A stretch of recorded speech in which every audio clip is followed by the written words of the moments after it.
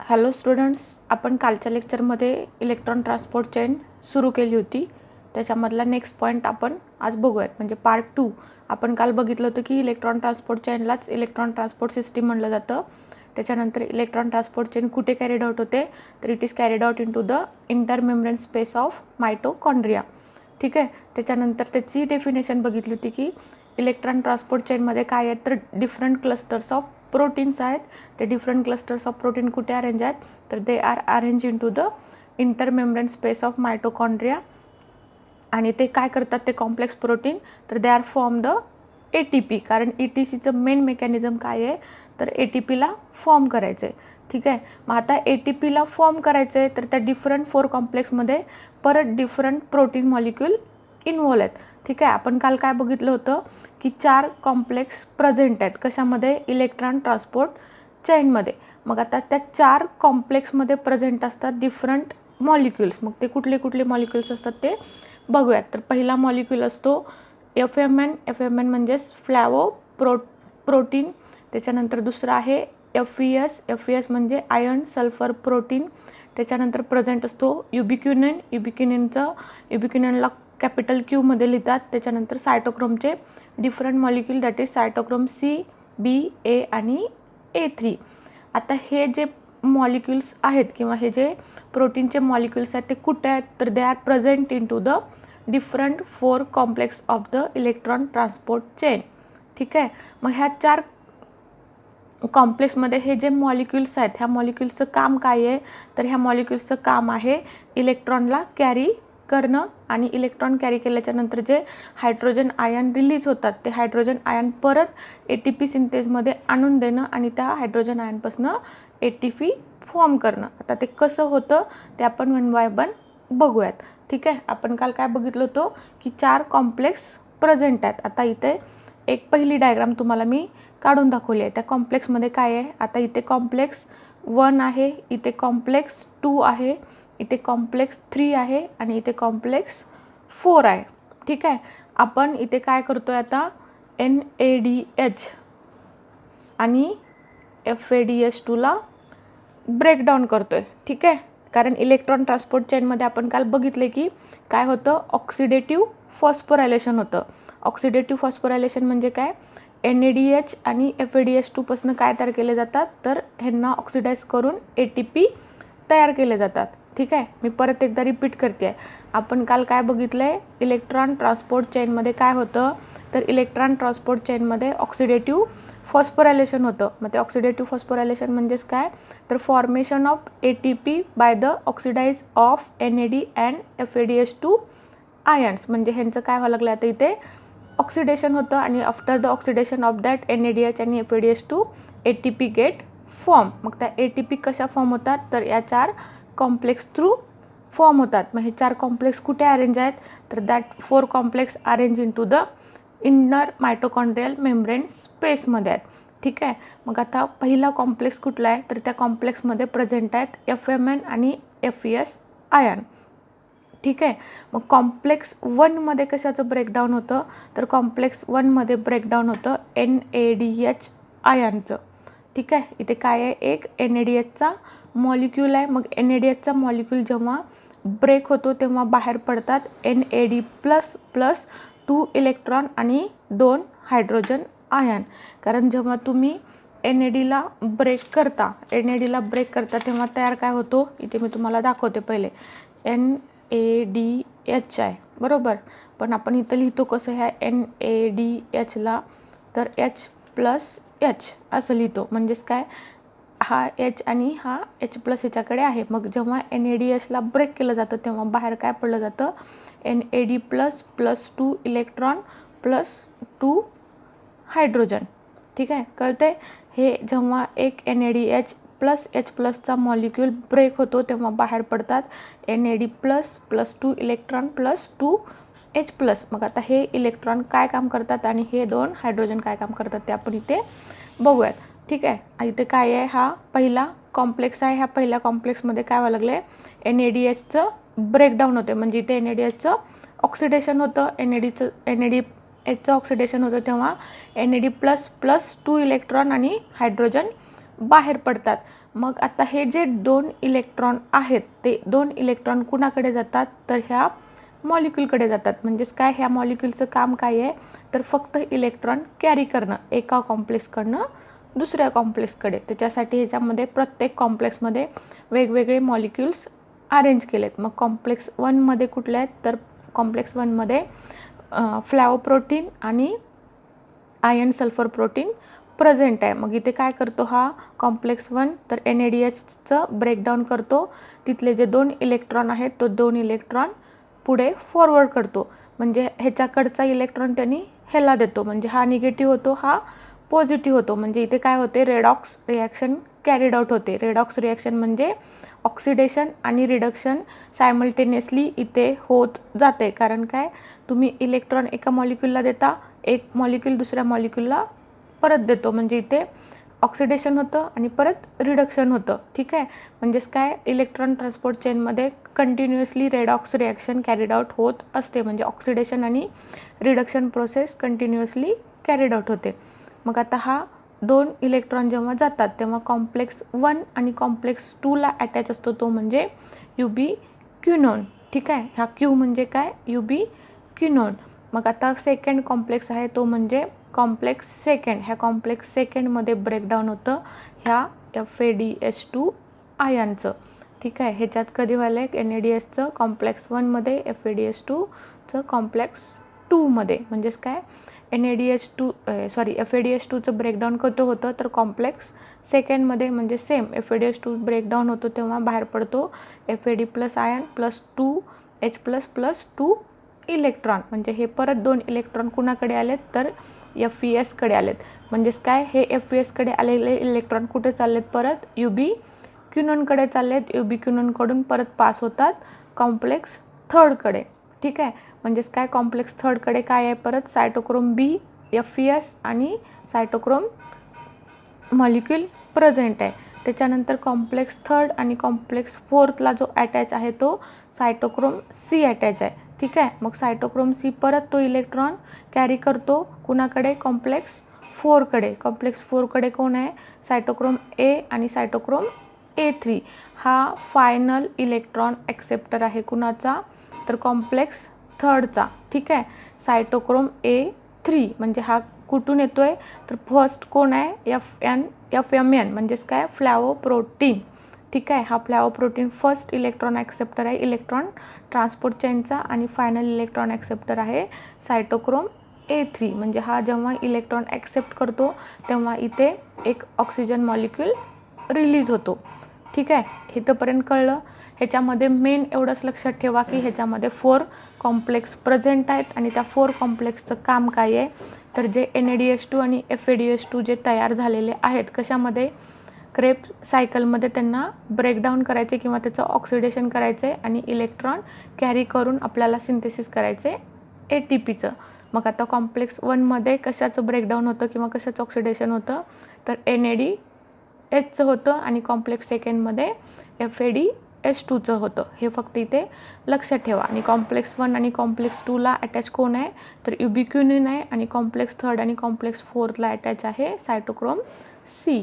ठीक आहे. इथे फर्स्ट इलेक्ट्रॉन ॲक्सेप्टर FMN आहे म्हणजेच फ्लॅवोप्रोटीन आणि फायनल इलेक्ट्रॉन ॲक्सेप्टर आहे सायटोक्रोम A3.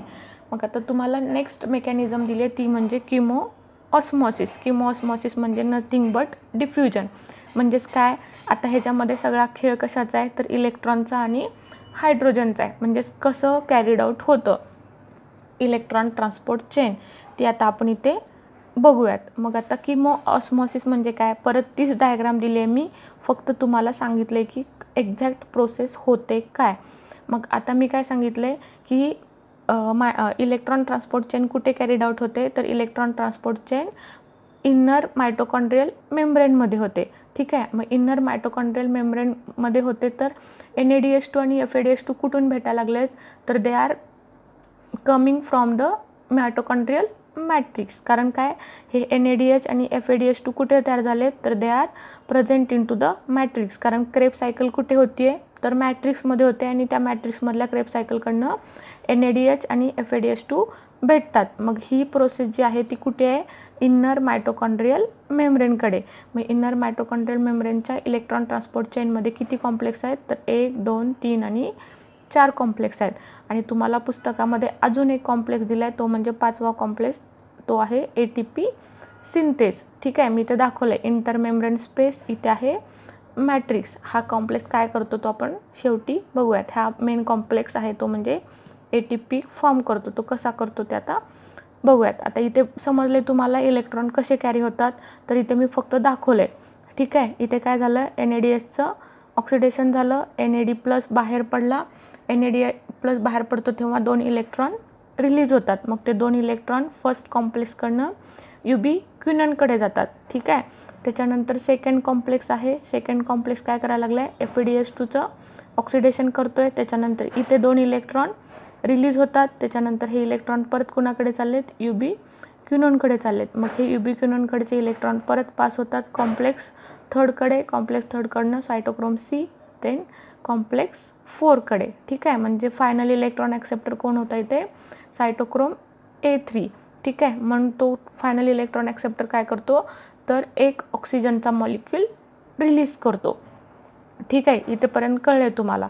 मग आता आपली जी मायटोकॉन्ड्रियल मॅट्रिक्स आहे, हे जेव्हा NADH2चं ऑक्सिडेशन होतं तेव्हा 2 इलेक्ट्रॉन तिकडे चाललेत आणि इथे मॅट्रिक्समध्ये H+ आयनचं स्टोरेज होते. म्हणजेच काय, NADHचं जेव्हा ब्रेकडाऊन होतो तेव्हा NAD+ आयन तयार होतो. 2 इलेक्ट्रॉन इकडे चाललेत आणि राहिलेले जे H+ आयन्स आहेत ते कुठे स्टोर व्हायला लागलेत, तर they are present into the mitochondrial matrix. मग आता किमो ऑस्मॉसिस मेकॅनिझममध्ये काय होतं, आता इथे H+ आयन्स तर खूप सारे तयार झालेत. कशामुळे, तर ह्या NADH मॉलिक्यूलचं ऑक्सिडेशन झालं आहे. हा इलेक्ट्रॉन मूव्ह झाला इलेक्ट्रॉन ट्रान्सपोर्ट चेनमध्ये. त्याच्यानंतर इथे ऑक्सिजन रिलीज झाला आहे. ठीक आहे, मग आता जे हे H+ आयन आहेत ते H+ आयन आपल्याला डिफ्युजन मेकॅनिझमनं काय करायचे आहेत, मॅट्रिक्स टू इंटरमेम्ब्रेन स्पेसमध्ये पास करायचे आहेत. कळते, हे जे ब्रेकडाऊन किंवा ऑक्सिडेशन झालं आहे NADH आणि FADH2चं, त्याच्यामुळे जे H+ आयन मॅट्रिक्समध्ये तयार झालेत, ते मॅट्रिक्समधले H+ ion by the diffusion प्रोसेसने आपल्याला मॅट्रिक्स टू इंटरमेम्ब्रेन स्पेस पाठवायचे. ठीक आहे, म्हणजेच काय, इथले जे H+ आयन आहेत ते कॉम्प्लेक्समधून काय होतात, जेव्हा इलेक्ट्रॉन मूव्ह होतो तेव्हा हे H+ आयन्स पण बाय द डिफ्युजन प्रोसेस कुठे चाललेत, इंटरमेम्ब्रेन स्पेसमध्ये. ह्यांचं मग म्हणजे इथे निगेटिव्ह चार्ज तयार होतो आणि इकडे परत पॉझिटिव्ह चार्ज, कारण इथले H+ आयन्स काय होत चाललेत नंतर डिफ्युजन मेकॅनिझमनी इकडे सॅच्युरेट होत चाललेत. कळते, मॅट्रिक्समधले जे H+ आयन्स आहेत ते ह्या 4 कॉम्प्लेक्स काय करतोय, तर जमा झालेले after oxidation of that NADH आणि FADH2नी तयार झालेले H+ ion by the diffusion process they can stored into the intermembrane space.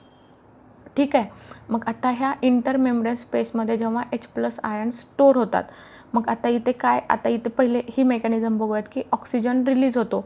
मी तुम्हाला जेव्हा ओव्हरव्ह्यू सांगितला होता तेव्हा सांगितलं होतं की जेव्हा मायटोकॉन्ड्रियातला ऑक्सिजन बाहेर पडतो तो कशासाठी वापरला जातो, तो परत वापरला जातो ग्लुकोजच्या ऑक्सिडेशनसाठी. कारण ग्लुकोजच्या ऑक्सिडेशनसाठी काय लागतो, वॉटरचा मॉलिक्यूल लागतो. मग जेव्हा हे फायनल इलेक्ट्रॉन ॲक्सेप्टर काय बाहेर टाकतोय, तर इथे बाहेर टाकतोय ऑक्सिजनचा मॉलिक्यूल. ठीक आहे, म्हणजेच काय, इथे काय पडला आहे, ऑक्सिजनचा मॉलिक्यूल बाहेर पडला आहे आणि ह्याने काय करतो, इथले मॅट्रिक्समधले 2 हायड्रोजन घेतो आणि तयार करतो एका वॉटरचा मॉलिक्यूल, जो वॉटरचा मॉलिक्यूल वापरला जातो for the oxidation of again glucose molecule. म्हणजेच काय, परत ही सायकल परत रिपीट होते. म्हणजे इथे ग्लुकोजचं ऑक्सिडेशन होतं, परत glucose to pyruvate, pyruvate to acetyl CoA, acetyl CoA enters into the mitochondrial matrix. परत क्रेब सायकल कॅरीड आउट होते, NADH2 FADH2 तयार केले जातात, इथे H2O तयार केलं जातं आणि हे जे H+ आयन्स तयार झालेत ते H+ आयन्स आता काय करतात ते आपण बघूयात. तुम्हाला मी शेवटचा कॉम्प्लेक्स म्हणजे 5th कॉम्प्लेक्स तो आहे ATP सिंथेज. मग आता हा ATP सिंथेज करतो काय, तर ATP सिंथेज म्हणजे फॉर्मेशन ऑफ ATP मॉलिक्युल्स. म्हणजेच काय, हे जे इनर मेम्ब्रेन स्पेस आहे, ठीक आहे, आपण काय सांगितले, ह्या मॅट्रिक्समधले H+ आयन्स कुठे यायला लागलेत, तर they are present into the intermembrane space. मग आता ह्या इंटरमेम्ब्रेन स्पेसमधले जे H+ आयन्स आहेत ते H+ आयन्स काय करतो हा ATP सिंथेस, तर परत बाहेर आणतो. ठीक आहे. म्हणजेच काय, हा कुठे आणायला लागला आहे, H plus ions H plus ions तो परत बाहेर आणतो आणि हा H प्लस आयन्स काय करतो, जे ADP तयार झालेले आहेत कशामध्ये, तुमच्या मॅट्रिक्समध्ये किंवा सायटोप्लाझममध्ये. कारण ATP आपण वापरतो. ATP वापरल्याच्या नंतर म्हणजेच काय, ग्लायकोलायसिस किंवा क्रेब सायकलमध्ये जे ATP मॉलिक्यूल तयार होतात, ते ATP मॉलिक्यूल्स काय करतात, ADP रिलीज करतात. मग जेव्हा ADP रिलीज होतात तेव्हा इथला हा एक H प्लस आयन्स हे ADP सोबत बाइंड होतो आणि तयार केले जातात ते ATP मॉलिक्यूल्स. मग हे किती ATP मॉलिक्यूल्स तयार केले जातात, तर टोटल 38 ATP मॉलिक्यूल्स तयार केले जातात बाय द इलेक्ट्रॉन ट्रान्सपोर्ट चेननी. कळलं आता कसं तयार होतात. 38 मी तुम्हाला सांगितलं होतं की 8 NADH2 तयार झाले होते, 4 FADH2 तयार झाले होते जेव्हा 2 पायरुवेटचे मॉलिक्यूल्स क्रेब सायकलमध्ये रन होतात तेव्हा. ठीक आहे. तिथे तुम्हाला मी सांगितलं होतं की टोटल 38 कसे होतात, तर by the this mechanism that 38 किंवा काही पुस्तकामध्ये 34 सांगितलेत. का 34 सांगितलेत, कारण जो पायरुवेट टू ॲसिटिल कोए तयार होतो तुमचा, तिथे त्यांचं असं म्हणणं आहे की तिथे 2 ATP कंझ्युम केल्या जातात. त्याच्यामुळे काही पुस्तकात 34 दिलं आहे, काही पुस्तकात 38 ATP दिले. म्हणजे टोटल गेन ऑफ ATP किती आहेत, तर 38 मॉलिक्यूल्स आहेत. ही आहे टोटल तुमची इलेक्ट्रॉन ट्रान्सपोर्ट चेन. ह्याच्यामध्ये फक्त इतकंच लक्षात ठेवा, ह्याच्यामध्ये 4 कॉम्प्लेक्स आहेत. त्या 4 कॉम्प्लेक्सचं काम आहे ऑक्सिडेशन आणि रिडक्शन. म्हणजेच NADH मॉलिक्यूल आणि FADH2चं ऑक्सिडेशन करायचं, इलेक्ट्रॉन मूव्ह करायचा, इलेक्ट्रॉन मूव्ह करून ऑक्सिजन रिलीज करायचा. त्याच्यानंतर जेव्हा ऑक्सिडेशन होतं NADH2चं आणि FADH2चं, तेव्हा जे H प्लस आयन्स मॅट्रिक्समध्ये फॉर्म होतात ते परत bye the diffusion process intermembrane स्पेसमध्ये पाठवायचे आणि त्याचं ATP तयार करायचं. आणि त्या जेव्हा ऑक्सिजन रिलीज होतो ह्या इलेक्ट्रॉन ट्रान्सपोर्ट चेनमध्ये, तेव्हा तिथं तो ऑक्सिजन H प्लस आयनसोबत फ्यूज होतो आणि तयार करतो H2O मॉलिक्यूल. परत हा H2O वापरला जातो ऑक्सिडेशन ऑफ ग्लुकोज मॉलिक्यूल. ठीक आहे. म्हणून ह्याला काय म्हणलं आहे, इलेक्ट्रॉन ट्रान्सपोर्ट चेन. म्हणजे इलेक्ट्रॉन काय केले गेलेत, ट्रान्सपोर्ट केलेत by the process of chain mechanism. म्हणजे एकाकडून दुसऱ्याकडे, दुसऱ्याकडून तिसऱ्याकडे, आणि फॉर्म काय केलेत, ATP फॉर्म केलेत. म्हणून ह्याला म्हणलं गेलेलं आहे इलेक्ट्रॉन ट्रान्सपोर्ट चेन. हे काय आहेत, 4 कॉम्प्लेक्स म्हणजेच प्रोटीनचे क्लस्टर मॉलिक्यूल आहेत जे की इनर मेम्ब्रेनमध्ये अटॅच झालेले आहेत. हे टोटल आहे तुमचं ॲरोबिक रेस्पिरेशन. आता ह्याच्यामध्ये राहिलं तुमचं अल्कोहोल कसं फॉर्म होतो आणि लॅक्टिक ॲसिड कसा तयार होतो, म्हणजे ॲनारोबिक रेस्पिरेशन. ठीक आहे. आणि शेवटचा पॉईंट राहतो तो म्हणजे CO2 आणि O2चं कॉन्सन्ट्रेशन. आता फक्त 2 पॉईंट राहिले ते आपण लेक्चरमध्ये बघूया.